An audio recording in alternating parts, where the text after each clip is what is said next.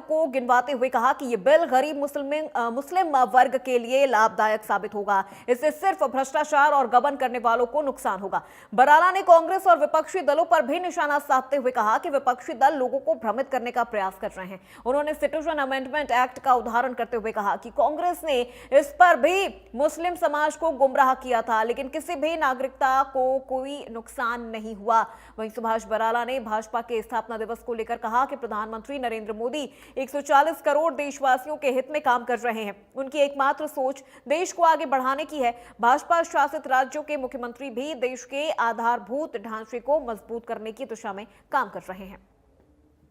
कहीं कि जब देश के हित की बात होती है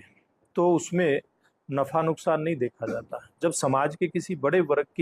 के हित की बात होती है तो उसमें कभी नुकसान और नफा उसमें देखा नहीं जाता। देश के प्रधानमंत्री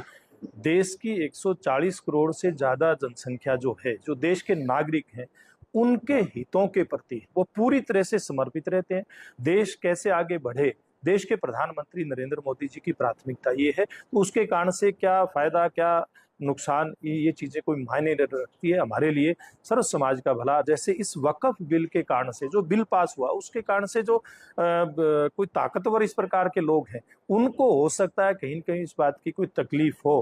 कि बहुत सारे लोग इसके अंदर जो भ्रष्टाचार करते थे, बहुत सारे लोग इसमें मनमानी करते थे वक्फ के माध्यम से, लेकिन जो गरीब मुस्लिम समाज का कोई भी परिवार है, मध्यम वर्गीय परिवार है, उसको कहीं कोई इस बिल के कारण से कोई नुकसान नहीं है। आज भारतीय जनता पार्टी का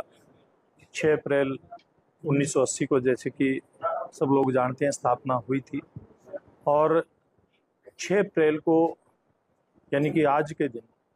भारतीय जनता पार्टी के सभी कार्यकर्ता, छोटे से लेकर के बड़ा कार्यकर्ता, सब अपने घरों के ऊपर